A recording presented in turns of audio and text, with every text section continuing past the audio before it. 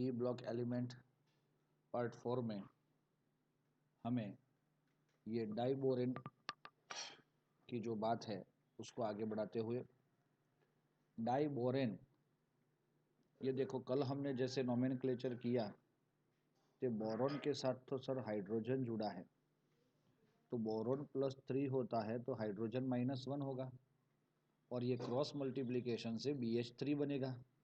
इसको बोला जाता है बोरोन हाइड्राइड। क्या बोला जाता है? Boron hydride. लेकिन ये बोरोन हाइड्राइड जो है वो सिंगल मॉलिक्यूल के फॉर्म में नहीं दिखता आपको, इसीलिए वो डाइमर में मिलता है, और डाइमर में मिलता है इसीलिए B2H6 बोला जाता है उसको। अब ये B2H6 को 2 बोरॉन है और हाइड्रोजन उसके साथ जुड़ा है, तो बोरॉन हाइड्राइड तो नाम है ही है, लेकिन बोरएन बोलते हैं, जैसे आल्केन बोलते हैं, मीथेन बोलते हैं, तो वैसे हमें इसको बोरेन बोलना है। तो 2 बोरोन के साथ हाइड्रोजन है, इसीलिए इसका नाम क्या हो जाता है? Die borane.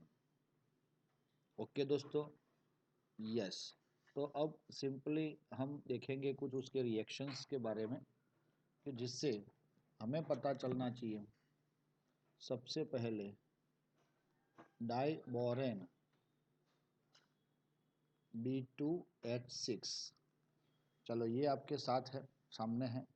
The simplest boron hydride is known as a diborane, वो तो सिंपल हो गया। It is also called boron hydride. क्या बोलेंगे इसको? बोरॉन हाइड्राइड, क्योंकि ये बोरॉन B और हाइड्राइड का H है। अब हमने देखा H- का दूसरा नाम होता है हाइड्राइड आयन। माइनस है इसलिए आइड लग गया, कल की बात याद रखना दोस्तों। चलो अब उसकी हम प्रिपरेशन की बात करेंगे। तो प्रिपरेशन के लिए सबसे पहले हम ले रहे हैं, सुनो दोस्तों, बोरॉन ट्राइफ्लोराइड। क्या लिया हमने? Boron trifluoride when react with lithium aluminium hydride, lithium aluminium hydride और ये बोरॉन ट्राइफ्लोराइड से अगर हम रिएक्शन करेंगे तो हमें ये मिल जाएगा। अब ये क्या है दोस्तों? ये B+3 है, F-1 है ना, और ये लिथियम +1, Al+3, बोरॉन -1 है। तो ये बोरॉन के साथ हाइड्रोजन जुड़ेगा तो हमें मिल जाएगा BH। ये B+3 और H-1 अगर क्रॉस मल्टीप्लिकेशन होगा तो हमें मिलेगा BH3 जो हमें चाहिए। लेकिन ये BH3 अकेला नहीं रह सकता, वो उसके दूसरे मॉलिक्यूल BH3 के साथ जुड़ा हुआ, मतलब B2H6 के फॉर्म में मिलता है। चलो ये बोरॉन का तो हाइड्रोजन के साथ मॉलिक्यूल बन गया। अब बचा इसका लिथियम। तो लिथियम जो है वो फ्लोरीन के साथ जुड़ के AlF बनता है। क्यों भाई AlF बना? क्योंकि Li+1 है और फ्लोराइड -1 है, तो हमने इसका नाम दिया है लिथियम फ्लोराइड। याद आया कल की बात? लिथियम फ्लोराइड प्लस ये एल्यूमिनियम है और इसका भी फ्लोरीन नेगेटिव है, तो AlF। लेकिन Al का +3 है, फ्लोराइड का -1 है, तो आपको मिलेगा AlF3। तो दोस्तों ऐसे आपकी बाई प्रोडक्ट भी बनती है और आपका जो मेन प्रोडक्ट है डाइबोरेन वो भी हमें मिलता है।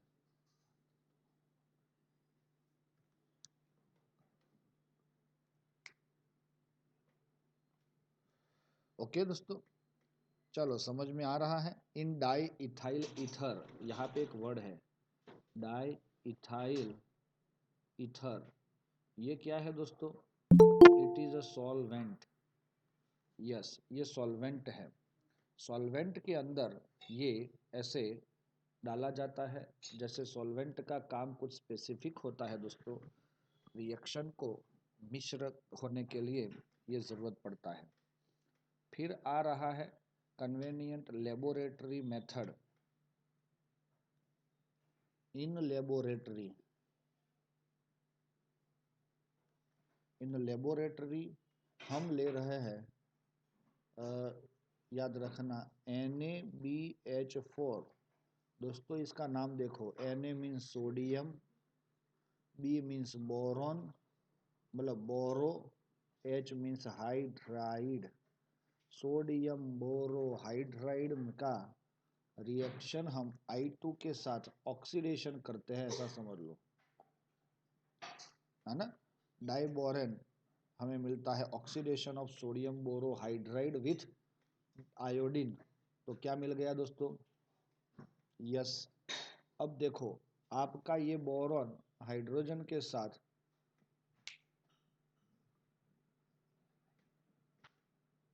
B2H6 मिलेगा हमें। चलो ये तो खत्म हो गई बात। अब ये सोडियम है वो प्लस है और ये आयोडीन जो है वो नेगेटिव है, तो हमें ये ऐसे भी मिल सकता है। दूसरी एक बाई प्रोडक्ट हमें उसको तो याद ही रखना होगा कि it gives the dihydrogen gas. Evil क्या होता है? Dihydrogen gas. अब दोस्तों इसके लिए भी आपको सिर्फ इतना ध्यान रखना है कि भाई sodium borohydride is oxidize with the presence of what? Presence of iodine, या तो reaction with iodine. Number 3, in industrial level, है ना, इन इंडस्ट्रियल लेवल। चलो स्केल पे अगर आपको रिएक्शन करना है तो BF3 एंड, देखो BF3 इसका नाम किसी को पता है, एंड NaH। BF3 का नाम होता है boron try fluoride and NaH का नाम होता है सोडियम हाइड्राइड। तो दोस्तों इससे आपको इतना पता चल जाना चाहिए कि आपका ये यहाँ पे बोरॉन जो है वो पॉजिटिव +3 होता है क्योंकि वो 13 ग्रुप में है, और फ्लोरीन जो है वो -1 होता है, और Na+1 होता है, और H-1 होता है। ओके, तो ये B+3 और H-1, तो हमें क्या मिल जाएगा? BH3। यस दोस्तों, और ये सोडियम प्लस इसके फ्लोरीन के साथ जुड़ने से आपको NaF, NaF का मतलब होता है सोडियम फ्लोराइड, और ये BH3 तो आपको मिलता नहीं है, लेकिन इसका डबल B2H6 मिलता है क्योंकि BH3 is in dimeric form, मतलब 2 मॉलिक्यूल के फॉर्म में ही आपको मिलता है। दोस्तों मेरे ख्याल से आपको ये प्रिपरेशन समझ में आ गई होगी, सबका बैलेंसिंग बाकी है। हाँ दोस्तों, अब कभी कभी क्या करना पड़ेगा हमें कि बैलेंसिंग करने के लिए, चलो इसी को ही B2H6 बना लेते हैं, पहले वाले को ही। ये पहला वाला रिएक्शन देखो, अभी इसको अगर आप बैलेंस करना चाहते हो तो बहुत सारी चीज़ों को ध्यान में रख के बैलेंस करना पड़ेगा, है ना। सपोज ये B2 है सबसे पहले, तो हम अगर इसको B2 बोल देते हैं तो फ्लोरीन 4 हो गए, हाँ 4 तो ऐसे ही है। लिथियम नहीं, फ्लोरीन 6 हो गए, लेकिन यहाँ पे 4 ही है, इसीलिए ये मैच नहीं हो रहा है। तो इसको सपोज हम डबल कर देते हैं 4BF3। 4BF3 कर लिया हमने, तो बोरोन 4 है तो 2B2H6, हाँ होता है, हाँ होना पड़ता है। अब देखो अगर ये 2B2H6 है तो 6 2 = 12, तो 4 हाइड्रोजन है, तो 3 यहाँ पे LiLH4 लिखेंगे, तो लिथियम 3 हो जाएंगे तो 3 LiF एंड एल्यूमिनियम ऑल्सो 3, क्योंकि ये 3 3 है ना। अब फ्लोरीन को हम काउंट करते हैं, 4 3 ज़ा 12, तो 3 एंड 3 3 ज़ा 9, 9 + 3 इज इक्वल टू 12। ऐसे हम इसको बैलेंस कर सकते हैं। या तो कुछ ज़्यादा अगर समझ में नहीं आता तो रिमेंबर दैट 43। ओके दोस्तों, अब अगर हम यहाँ पे इसको सीधा, ये 2 बोरॉन है और इसको 2 बोरॉन कर देते हैं, तो सोडियम वाला जो है वो 2 हो गया, तो I2 हो गया। चलो अब हाइड्रोजन कितना है, तो 2 4 2 ज़ा 8 और ये 6 और 2, मेरे ख्याल से तो ये बैलेंस हो गया। सीधा बोरॉन को बैलेंस किया और आयोडीन को बैलेंस किया तो ये मिल जाता है अच्छे तरीके से।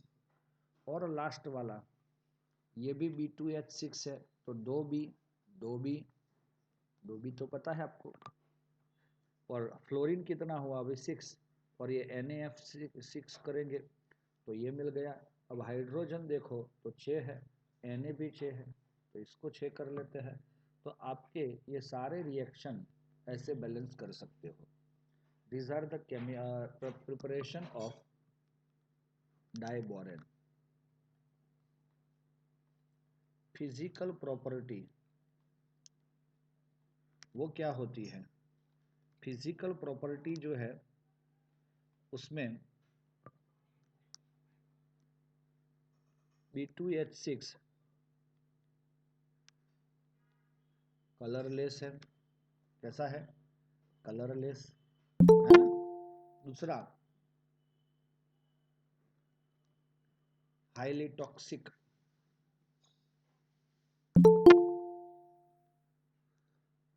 गैस। दोस्तों ये टॉक्सिक गैस है, जहरी गैस है ऐसा बोल सकते हैं। उसका बॉइलिंग पॉइंट जो है वो गैस है, इसीलिए 0 से तो कम होगा, 180 केल्विन है। और ये सिर्फ उसकी फिजिकल प्रॉपर्टी है। अब हम इसकी केमिकल प्रॉपर्टी देखना चाहेंगे। Take a screenshot dear students and से okay fast.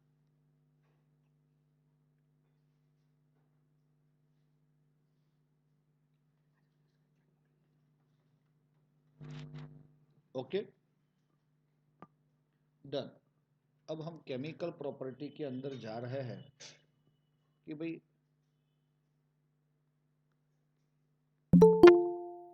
Chemical property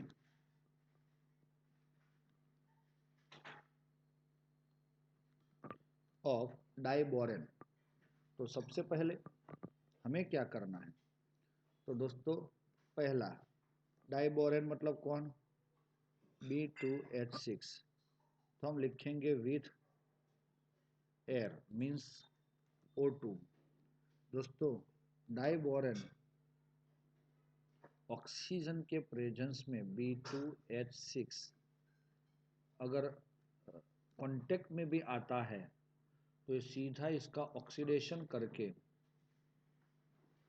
B2O3 plus, देख लेना दोस्तों, ये हाइड्रोजन को रिमूव कर देगा और ऑक्सीजन ऐड हो जाएगा और वो हाइड्रोजन H2O के फॉर्म में रिमूव होगा।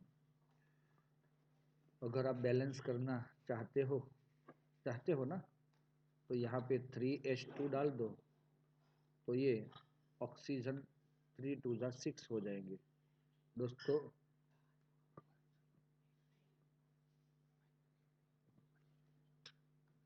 तो डाइबोरेन ये रिएक्शन होके आपको क्या देता है, yes this is called delta CH0, मतलब it's a combustion of diborane. जैसे हम करते थे ना,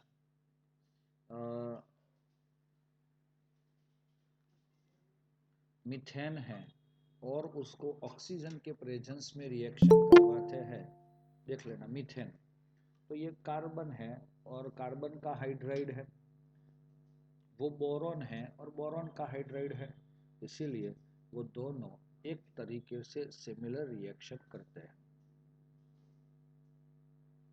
दोस्तों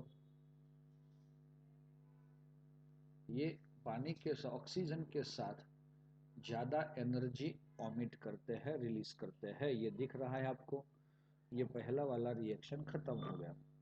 दूसरा हम लिखेंगे विथ वाटर मीन्स H2O। दोस्तों B2H6 प्लस H2O अगर हो जाता है तो डियर स्टूडेंट हमें क्या मिलता है, H plus and OH minus from H2O and diborane जो है इट गिव्स द +3 एंड -1। तो दोस्तों देख सकते होंगे ये +3 जो है वो OH माइनस के साथ जुड़ने से BOH thrice and H plus and H minus are combined with each other and gives hydrogen gas.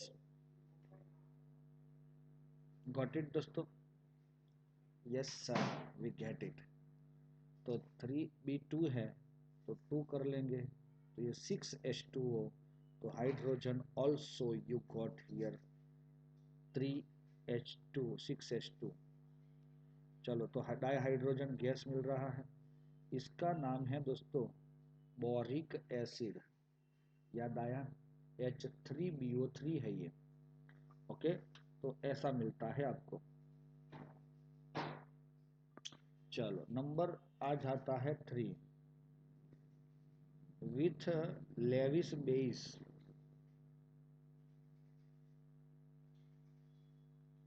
मतलब कौन होता है लेविस बेस, हम बोलेंगे इलेक्ट्रॉन पेयर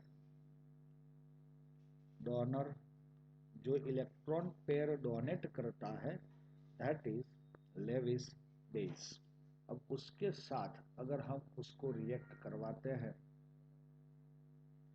तो वो टोटल एडिशन रिएक्शन आपको मिलता है। उसमें आपको दिया है Me3 एंड CO। CO को बोला जाता है और इसको क्या बोला जाता है मैं बताता हूं 2 मिनट में। B2H6 plus NMe3। तो डियर स्टूडेंट आपको क्या मिला, BH3 डॉट NMe3। क्या है दोस्तों ये, यस दोस्तों 2 मोल अगर इसको ऐसे कर लिया तो देखो ये पूरा NMe3 इसके अंदर ऐड हो गया। ये NMe का मतलब क्या होता है, Me को अंग्रेजी में मिथाइल बोलते हैं और मिथाइल मतलब CH3 है। N के साथ 3 मिथाइल ग्रुप अटैच हुए हैं, यस और नॉट। और दोस्तों ये नाइट्रोजन के पास एक एक्स्ट्रा इलेक्ट्रॉन पेयर होता है, वही तो ये देने की टेंडेंसी है। वो किसको देगा, तो वो सीधा देगा बोरॉन को, और बोरॉन के साथ ये जुड़ के कौन सा बॉन्ड बनाएगा, कोऑर्डिनेट कोवेलेंट बॉन्ड। और ये हम बोलते हैं एडक्ट प्रोडक्ट।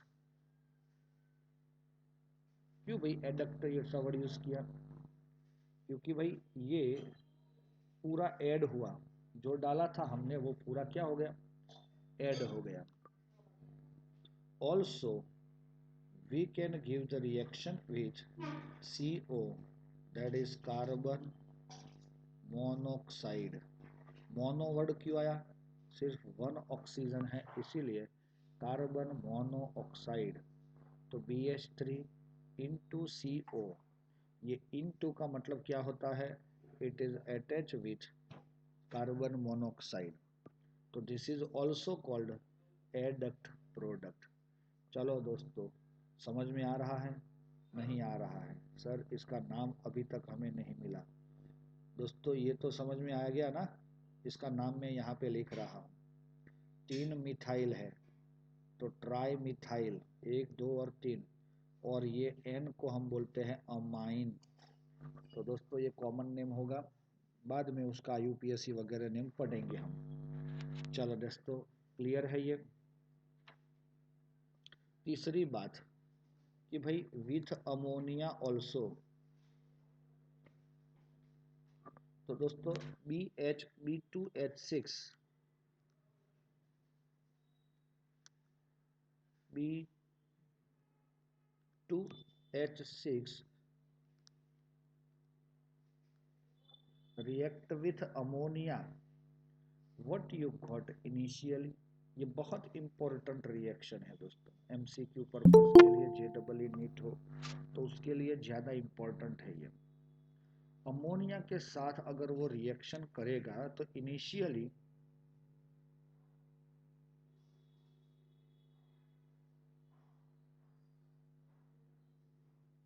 इसके दो मॉलिक्यूल, दो मोल्स कनेक्ट हो गए B2H6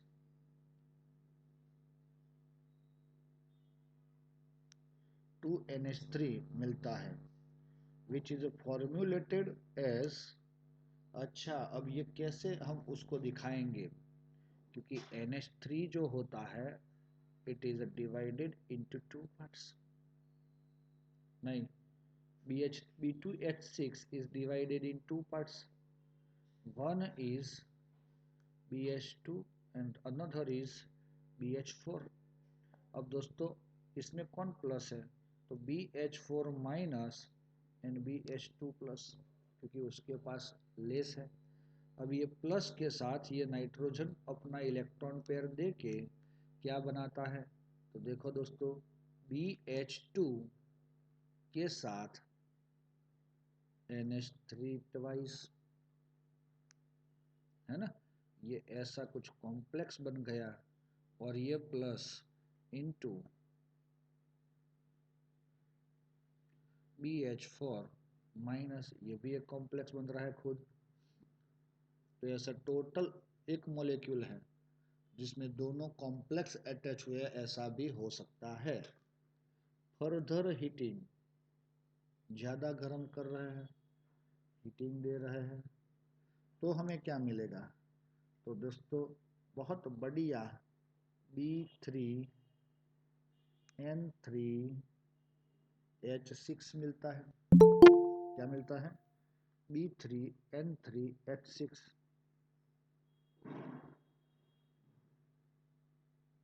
ओके, यस दोस्तों, इसका नाम होता है बोरेजिन।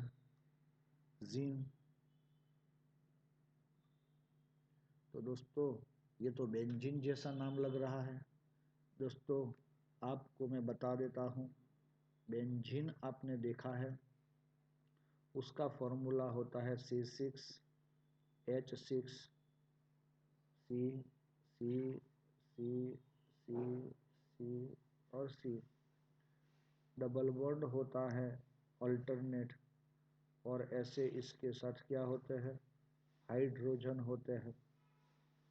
This is your benzene. वो नेक्स्ट चैप्टर में हम अच्छे से उसको पढ़ेंगे। अब आ रहा है बोरेजिन।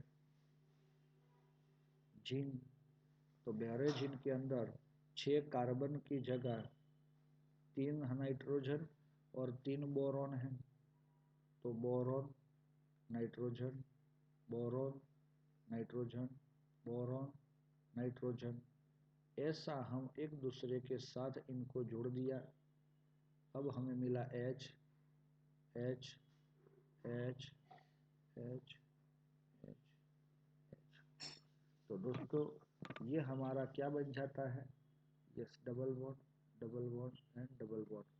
तो ये लग रहा है सिमिलर टू बेंजीन, है ना, लग रहा है दोस्तों सिमिलर टू बेंजीन। इसीलिए ये जो है वो बेंजीन हमारा ऊपर वाला ऑर्गेनिक बेंजीन है, क्योंकि इट कंटेन्स कार्बन।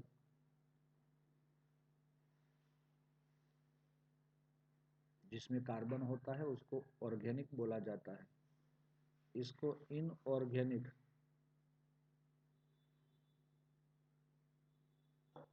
बेंजीन बोलते हैं। क्या बोलते हैं इसको, ये इनऑर्गेनिक बेंजीन क्या होता है, जिसमें कार्बन नहीं होता, तो ये वाला है आपका बोरेजिन। तो दोस्तों समझ में आ गया होगा आपको भी कि ऐसा आपका ये फाइनल स्ट्रक्चर ज़्यादा इम्पोर्टेंट है, कौन सा पॉजिटिव नेगेटिव कॉम्प्लेक्स बन रहे हैं वो इम्पोर्टेंट है। अब इसने इलेक्ट्रॉन पेयर अपना ये पॉजिटिव आयन को ही दिया है अमोनिया ने, ये नेगेटिव तो एज इट इज अपना कॉम्प्लेक्स जैसा ही रहता है। तो बच्चों समझ में आया आपको मैं क्या बताना चाह रहा हूँ? तो ये हो गया इसका chemical property. You all can take a screenshot दोस्तों। चलो देन ओके।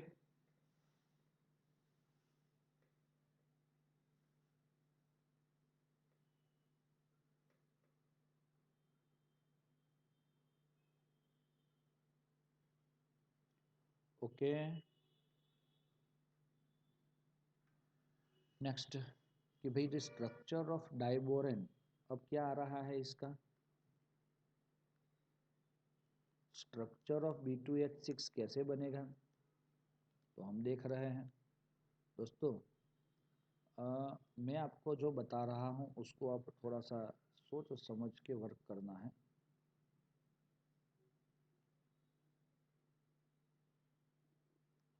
ये हमारा एक मैंने रेक्टेंगल जैसा लिया है। यहाँ पे हम ड्रॉ कर रहे हैं बोरॉन एंड बोरॉन। दोस्तों देखो इधर BH3 अगर होता है तो ये BH हो गया और ये H हो गया है ना।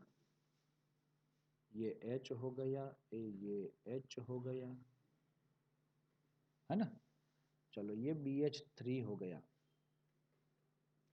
अब दोस्तों क्या होता है जनरली ये प्लेन में थे इतने बॉन्ड प्लेन में थे। ये हाइड्रोजन प्लेन के बाहर है और ये हाइड्रोजन ये जो प्लेन था आपका उससे बाहर है। अब ये BH3 के दो मॉलिक्यूल आपको दिख रहे हैं दोस्तों।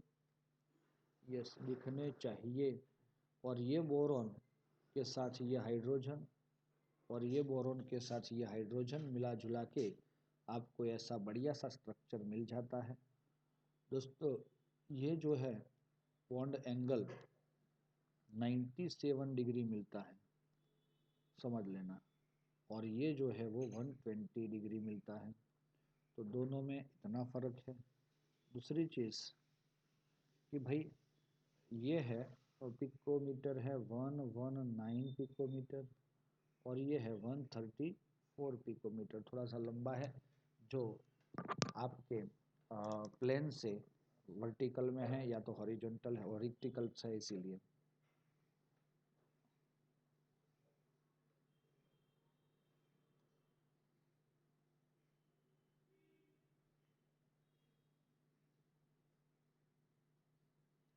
ओके दोस्तों सिर्फ इसको आपको ध्यान में रखना है MCQ के लिए ये आपको परेशान कर सकता है। उसके अंदर अगर हम पढ़ेंगे लिखा हुआ है ना कि भाई boron also form a series of hydrido borate the most important one is यहाँ पे the most important one of this is tetrahydride ion. देखो भाई ये BH4 माइनस जो बन रहा है वो ज़्यादा इम्पोर्टेंट है। B2H6 में से BH2 plus and BH4 minus ऐसे दो आयन्स बनते हैं टेट्राहाइड्राइडो बोरेट इसका नाम। हाँ of several metal are non lithium and देखो जैसे कि लिथियम जो है वो बोरॉन के साथ ऐसे जुड़ गया है इसके साथ तो ये बनता है। सोडियम भी अगर ऐसे जुड़ गया है तो ये बनता है दोस्तों। They are called lithium borohydride sodium borohydride also use borohydride okay are prepared by the reaction of metal hydride with B2H6 जैसे कि सोडियम हाइड्राइड प्लस B2H6 हमने ये रिएक्शन ऑलरेडी कर लिया आगे और हमें ये मिल जाता है। ओके ये ऐसे ही आपको स्ट्रक्चर दे रहा है, M means Li, these are the hydrogens combined with each other. Both lithium boride borohydride are use in reducing agent. तो ये खास आपको इसको हाईलाइट करना है। ऑर्गेनिक सिंथेसिस का क्या मीनिंग होता है? जब ऑर्गेनिक रिएक्शंस आप पढ़ोगे तब NaBH4 आएगा, LiBH4 आ सकता है। तो ये लोग क्या करते हैं? रिड्यूसिंग एजेंट है जो दूसरों का रिडक्शन करते हैं। They are useful starting material for preparing other metal borohydride. चलो ओके दोस्तों, ये हो जाता है आपका diborane.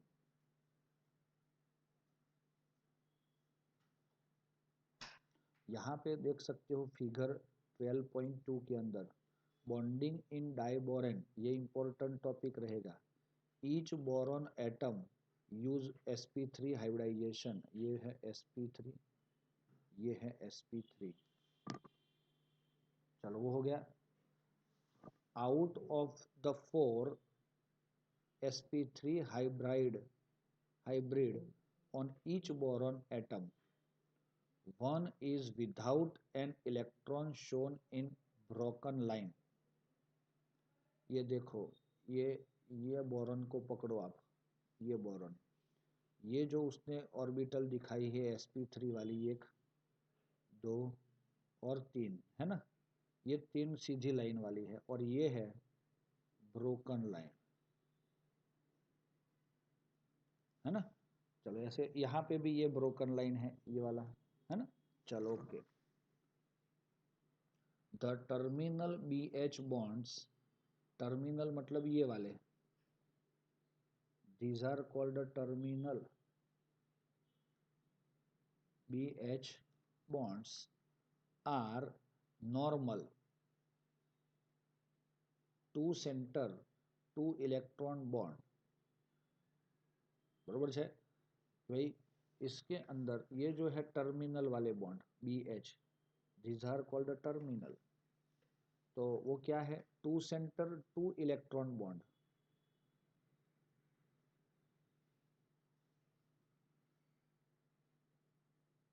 But the two bridge, ये ब्रिज है एक, टू ब्रिज, ये ब्रिज 1 और ये bridge 2, bond are 3 centre and 2 electron bond. देखो दोस्तों, 2 सेंटर 2 इलेक्ट्रॉन बॉन्ड ये है, क्योंकि ये बॉन्ड सेंटर का कौन सा हो जाएगा? हाइड्रोजन और हाइड्रोजन का, और इलेक्ट्रॉन भी उसी के 2 इलेक्ट्रॉन ही यूज होते हैं इसके अंदर, टर्मिनल के अंदर। लेकिन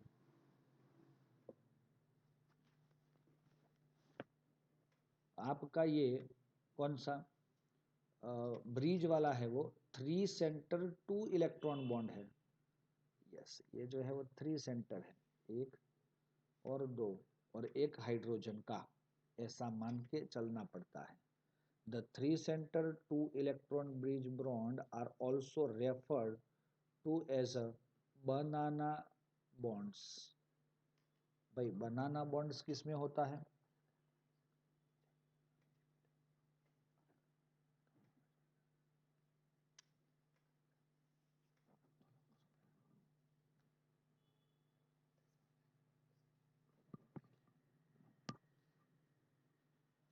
ओके दोस्तों, समझ में आया? बनाना बॉन्ड, ये बनाना का जैसा बन रहा है ना, बनाना। ओके,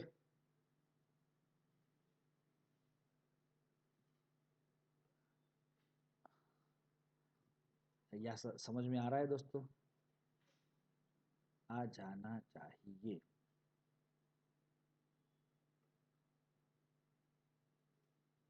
देखो एक ब्रिज बन रहा है, सपोज आपने ये बोरॉन और ये बोरॉन से ये ब्रिज बनाया, तो यहाँ पे तो कौन है? हाइड्रोजन है ना, तो 1 2 और 3 सेंटर हो गए, समझ लाना। लेकिन उसमें से एक साइड का बॉन्ड जो है वो तो डॉटेड लाइन है, इसीलिए इलेक्ट्रॉन को सिर्फ 2 ही यूज हो रहा है, जो बोरॉन और एक साइड के हाइड्रोजन है वो, ये बोरॉन के साथ इसका तो सिर्फ अट्रैक्शन है। Okay, now next topic which is omitted part of our chapter is use of boron and aluminum and other compounds। फटाफट देख लेते हैं।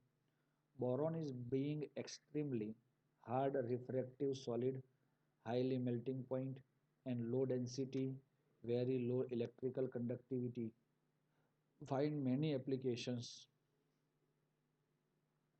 ओके, तो ये हो गया बोरॉन, बहुत खतरनाक लग रहा है इससे। तो बोरॉन फाइबर देखो बहुत ज़्यादा रिफ्रैक्टिव सॉलिड है, मेल्टिंग पॉइंट भी बड़ा है, डेंसिटी इसीलिए कम है, इलेक्ट्रिकली कंडक्टिविटी भी बहुत कम है। अब हम देखते हैं इसके अंदर boron fibre are use in making bullet proof vest and light composite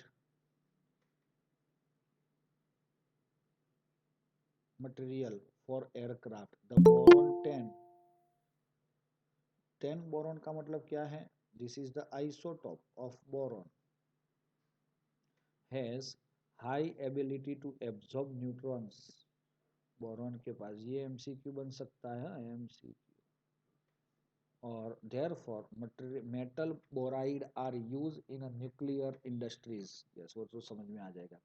as a protective shield and control, इसीलिए मेटल का बोराइड जो होता है ना, metal boride M B are used in the reactor to protect the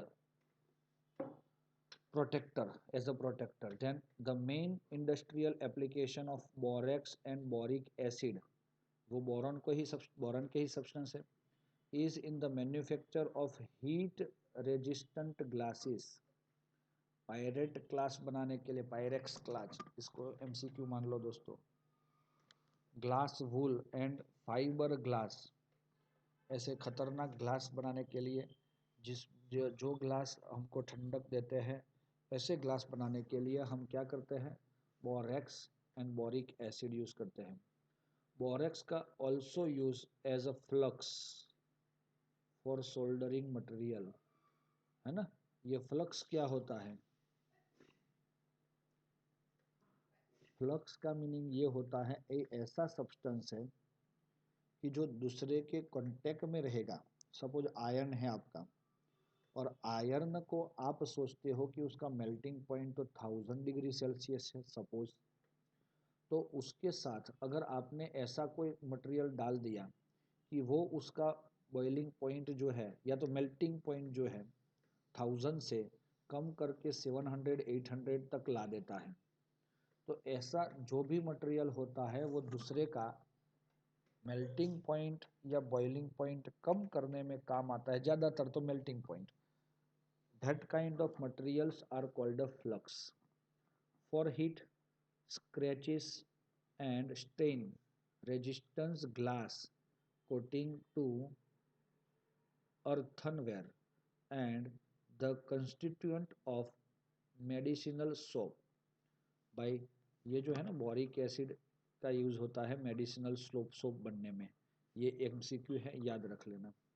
और दूसरी चीज़, जो glass होता है उसके ऊपर स्क्रैच ना हो, हीट से रेजिस्टेंस करे और स्टेन ना लगे किसी का, ऐसा उसको लेयर बनाना होता है, तो उसके लिए ये borax and boric acid use होता है। An aqueous solution of orthoboric acid मतलब H3BO3 is generally use in the mild antiseptic. दोस्तों हमें पता होना चाहिए कि एंटीसेप्टिक में only iodine, spirit, hydrogen peroxide भी नहीं, यहाँ पे हाइड्रोजन बोरिक एसिड भी यूज़ करते हैं। तो यहाँ तक के सारे गुण जो है वो बोरॉन के हुए, बोरॉन एंड इट्स कंपाउंड के। अब आ रहा है aluminium. Is a bright silvery white metal. वो कैसा है? ब्राइट है और सिल्वरी वाइट मेटल है with high tensile strength. It has a high electrical and thermal conductivity on a weight to weight basis. दोस्तों ये ऐसा है कि इसके पास high electrical and thermal conductivity होती है। एल्यूमिनियम के पास वो तो होती ही है, इसीलिए बड़े बड़े जो खंभे होते हैं हमारे, हमने देखा है बहुत बड़े बड़े खंभे जो हमारे खेतों के अंदर डाले जाते हैं एल्यूमिनियम के होते हैं, उसके जो तार हैं वो एल्यूमिनियम के होते हैं। देखा है ना आपने, ऐसे 3 तार या 4 तार वाले ऐसे वायर जाते हैं। चलो ओके दोस्तों, अब अगर हम आगे देखेंगे तो भाई weight to weight basis the electrical and conductivity of aluminum is twice that of the copper। Copper से डबल कंडक्टिविटी है, इसीलिए इसमें हम एल्यूमिनियम यूज करते हैं। Aluminium use extensively in the industries and everyday life, करते हैं हम खाना बनाने के लिए जो वेसल्स यूज करते हैं वो। It form alloy with the CuMnMg silicon and zinc, alloy बनाता है। Alloy means what? Mix with other metal, okay? Aluminium is it, and its alloy can be given shape of pipe, tubes, rods, wire, plates, foils, and therefore find use is packing, utensil making, utensil making, इसीलिए तो use करते हैं। Construction में भी use किया जाता है, aeroplane बनाने में, एंड ट्रांसपोर्टेशन इंडस्ट्रीज़ में भी, क्योंकि एरोप्लेन है या तो ट्रांसपोर्टेशन में कार वगैरह बनाना है तो लाइट वेट होना चाहिए जो भी आपका मेटल यूज़ करते हो, अदरवाइज उसकी एवरेज में फर्क पड़ता है। और एरोप्लेन को तो उड़ना है, ज़्यादा वेट होगा तो दिक्कत ज़्यादा होगी। The use of aluminium in its compound for the domestic purpose is now reduced, कम कर दिया ना हमने, considerably by because of its toxic nature. Aluminium toxic है दोस्तों। अब टॉक्सिक है इसीलिए अगर हम खाना बनाते हैं तपेले के अंदर और लेमन का जूस अगर उसके अंदर डाल देते हैं तो वो लेमन के HCl के साथ रिएक्ट कर सकता है। सॉरी, एसिटिक साइट्रिक एसिड जो आता है उसके साथ रिएक्ट करके वो इसका थोड़ा बहुत एसिड भी हमें खाने में देता रहता है और वो हमारे लिए जहर बन जाता है। तो इसीलिए इसका डोमेस्टिक पर्पस पे यूज़ थोड़ा थोड़ा कम होने लगा है। ओके दोस्तों, ओके।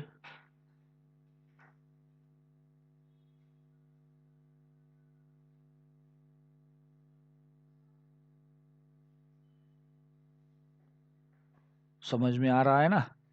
अब हम जा रहे हैं ग्रुप 14 के एलिमेंट के ऊपर। आपको तो पता होना चाहिए।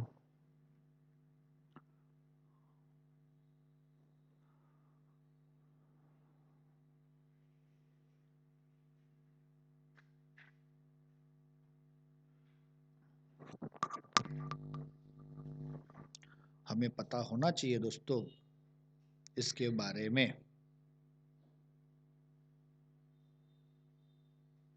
अब हम देख रहे हैं इधर ग्रुप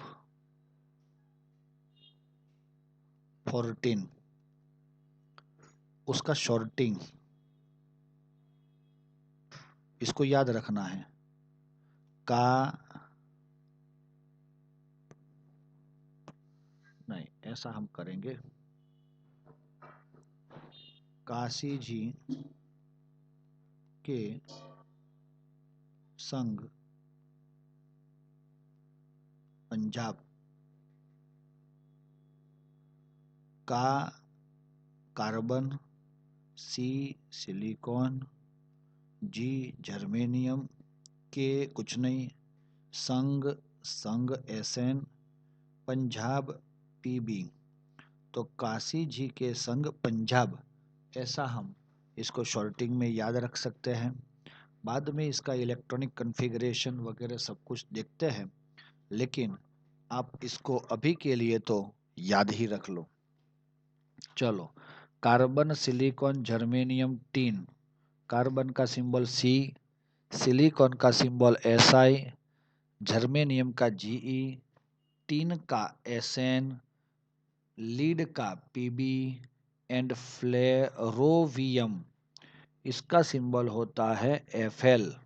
ये नया एलिमेंट है ना, ग्रुप 14 है। Carbon an is the seventh most abundant element by mass in the earth crust. Carbon भले ही उसका एटॉमिक नंबर 6 हो, लेकिन उसका अगर नंबर के अकॉर्डिंग जाएंगे तो पहला ऑक्सीजन, दूसरा सिलिकॉन, तीसरा एल्यूमिनियम और ऐसे सेवंथवा कार्बन आता है मोस्ट अबंडेंट में। It is widely distributed in the nature in a free as well as in a combined form. Carbon कहाँ कहाँ दिखता है सर? हमें कोल बहुत ज़्यादा मिलता है ज़मीन में से, और दूसरी चीज़ कार्बन डाइऑक्साइड मिलता है। ऑर्गेनिक मटेरियल जितना भी है उसमें कार्बन है। जितने भी लिविंग थिंग है यहाँ पे दुनिया में, प्लांट्स, बर्ड्स, एनिमल्स जो भी है वो सब कार्बन से बने हैं, इसीलिए इसका 7वां नंबर आ जाता है। आगे देखते हैं। और वो फ्री होता है तो वो कॉल होता है, लेकिन कंबाइन में यहाँ पे होता है हमारे बॉडी के अंदर। In elemental state it is available as a coal. Element form में कोल, ग्रेफाइट एंड डायमंड दिखता है ना हमें। Diamond is also a carbon, graphite is also a carbon and coal is also a carbon. However, in combined state, it is present as a metal carbonate. Combine में होगा तो कल ही हमने बोला MCO3। अब ये M आपके कौन से ग्रुप का है इसके अकॉर्डिंग आपको बताना है। MHCO3 बाई कार्बोनेट मतलब hydrogen carbonates, and carbon dioxide मतलब CO2। That carbon is the most versatile element in the world. Its combination with other elements such as H2, O2, chlorine, sulfur provide a astonishing array of material ranging from living tissue to drug and plastics। ये सब में carbon carbon और carbon ही रहता है। Organic chemistry is devoted to carbon containing compound। Yes, आपने word तो सुना है ऑर्गेनिक केमिस्ट्री। इसका मतलब ही यही होता है कि जिसमें कार्बन रहता है, जिस देश में गंगा रहता है, वैसे जिस मॉलिक्यूल में कार्बन रहता है दैट इज ऑर्गेनिक। और जिसमें गंगा रहता है उसको इंडिया कहा जाता है, भारत कहा जाता है। It is an essential constituent of all living organism. हाँ यस, ये तो बता दिया अभी। अदरवाइज इससे कुछ नहीं होता, क्योंकि इसी से ही हमारा पूरा बॉडी बनता है। Naturally occurring carbon containing two stable isotope.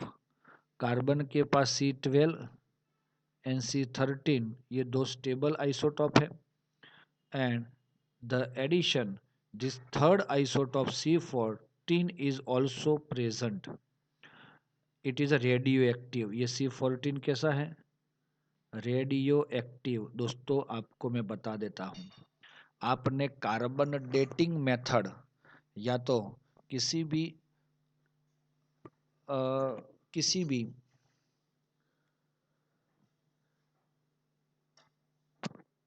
Cast का, कास्ट मतलब क्या, जो चीज़ हमें इंसियंट मिलती है उसका अगर आपको एज फाइंड करना है, ये बहुत ज़्यादा इम्पोर्टेंट है आपके लिए समझने के लिए।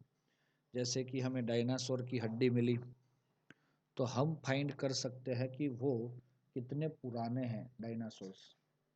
तो इसके लिए जो मेथड यूज होता है उसको बोला जाता है carbon dating method.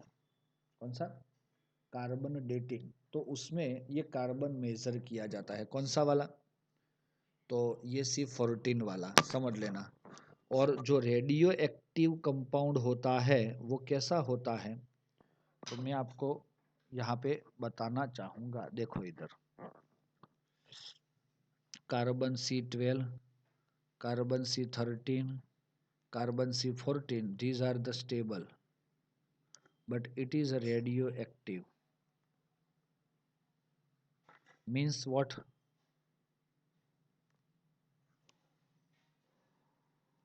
which omitted radiation, जो रेडिएशन ऑमिट करता है, सपोज ये C14 है तो अपने में से ये क्या करता है, रेडिएशन ऑलवेज एमिट करता रहता है, अल्फा बीटा और गामा, समझ लेना। तो ये C14 किसी भी एनिमल के अंदर होता है, हमारे में भी होता है। अब ये C14 का हाफ लाइफ पीरियड होता है ना। Radio active substance contains half life time या तो हाफ लाइफ पीरियड, समझ में आ रहा है। और वो होता है इसका 5770 ईयर्स ओनली।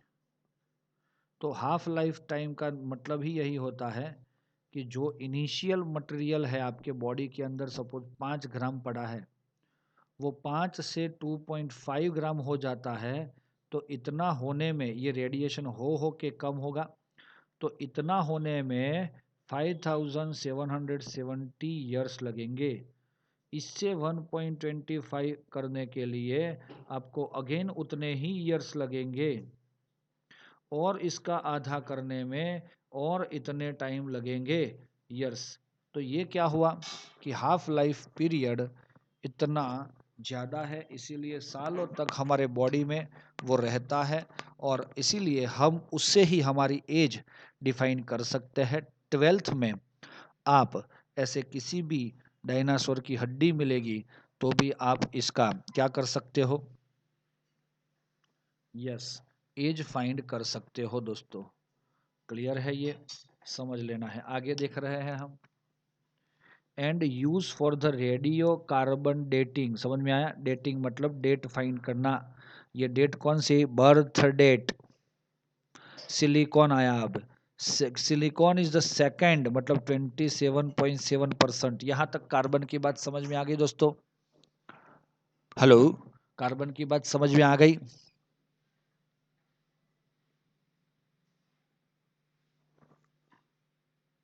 ओके, नहीं आई। ओके, आ गई। Most abundant element on earth crush and is present in nature in the form of silica. आपने सिलिका देखा है? Yes sir. The formula of silica means sand. It is our SiO2 and silicates. These are the different compound which are discussed further. Silicon is a very important component of ceramics. ये ceramic मतलब हम जो tiles और जो vessels बनाते हैं वो सब, ग्लास मतलब हमारा कांच आता है वो, एंड सीमेंट बनाने में भी वो यूज होता है। आपने देखा 50% से वो 20-30% सिलिका यूज होता है। Germanium exist only in a trace amount. दोस्तों जर्मेनियम कैसा यूज होता है, ट्रेस्ड।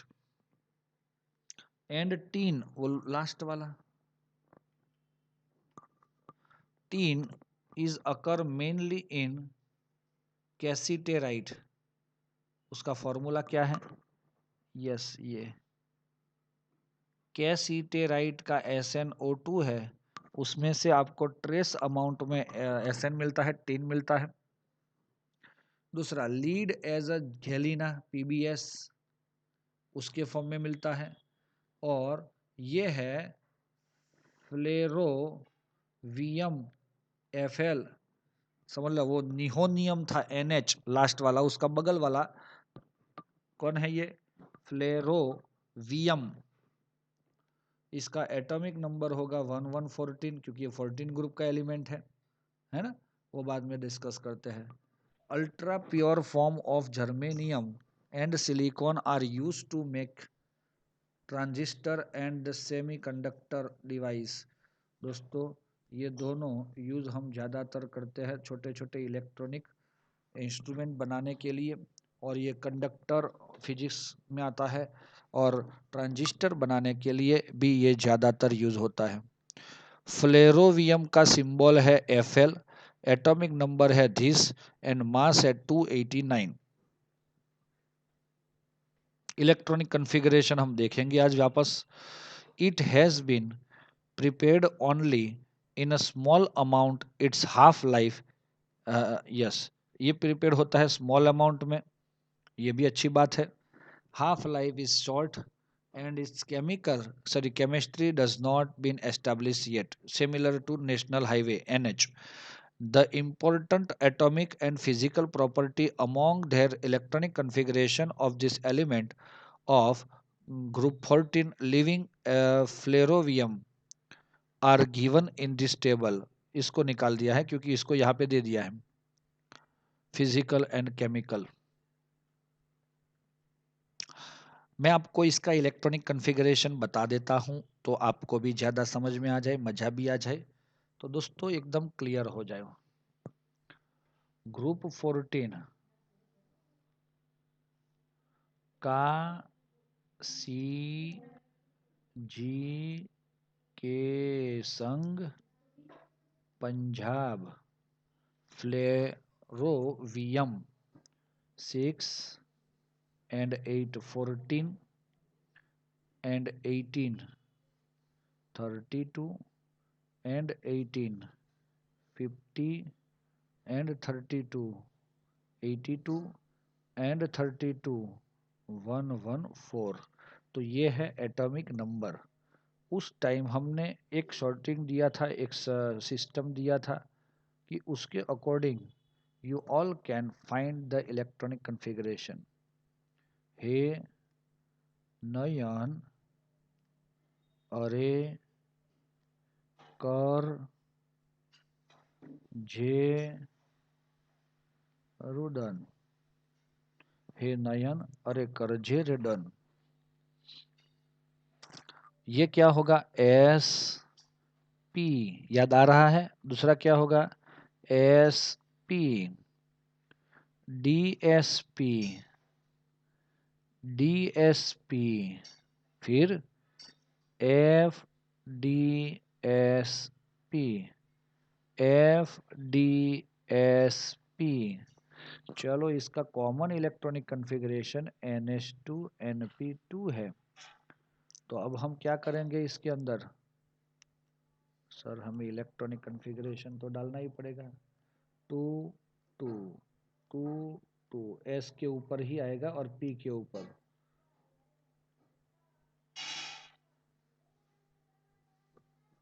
चलो ये कार्बन जो है वो सेकेंड पीरियड में आता है। 2S 2P, 3S 3P, 4S 4P, 5S 5P, 6S 6P, 7S 7P। अब ये 4 है तो अंदर का D 3D, 5 है तो 4D, 6 है तो 5D, 7 है तो 6D। अगर ये 5 है तो ये 4F, ये 6D है तो ये 5F। अब D कंप्लीट फिल 10 इलेक्ट्रॉन से होता है और F कंप्लीट फील्ड 14 इलेक्ट्रॉन से होता है। तो यही हो जाते हैं आपके इलेक्ट्रॉनिक कॉन्फ़िगरेशन।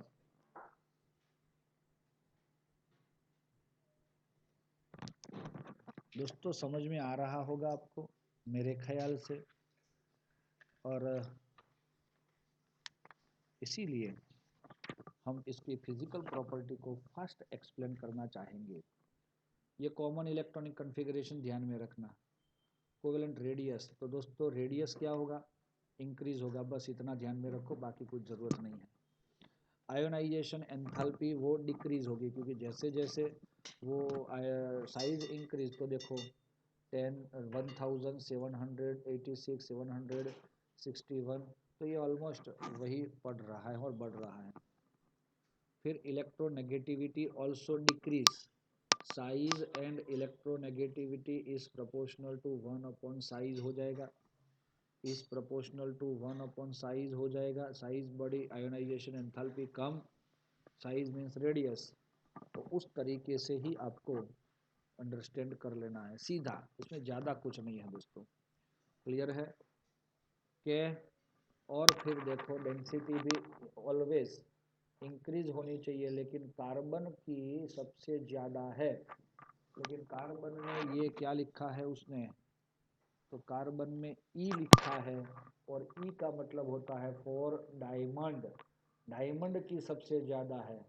ग्रेफाइट की डेंसिटी तो वैसे भी कम है 0.22, लेकिन डायमंड सबसे ज़्यादा है। आपने पता है डायमंड इज़ द हार्ड और density is gradually increase.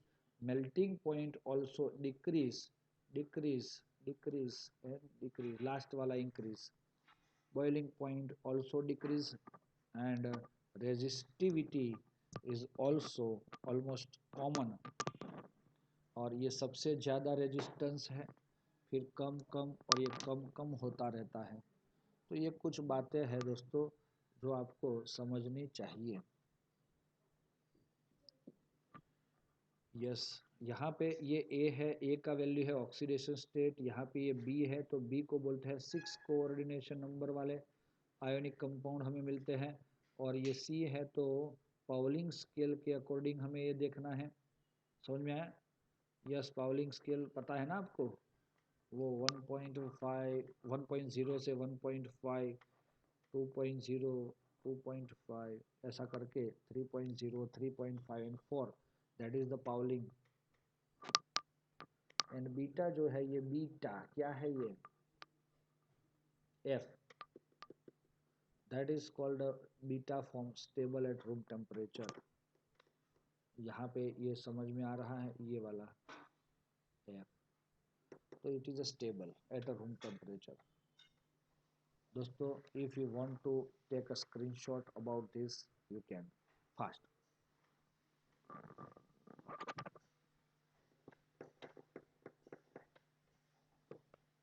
Okay, physical property के अंदर भी हमने देखा है कि all members of group 14 are solid. Carbon and silicon are non metal. Carbon, silicon, germanium, tin and lead, ये दोनों नॉन मेटल है। ये दोनों, जर्मेनियम इज द मेटालॉइड, या सिर्फ germanium metalloid, and tin and lead is metal.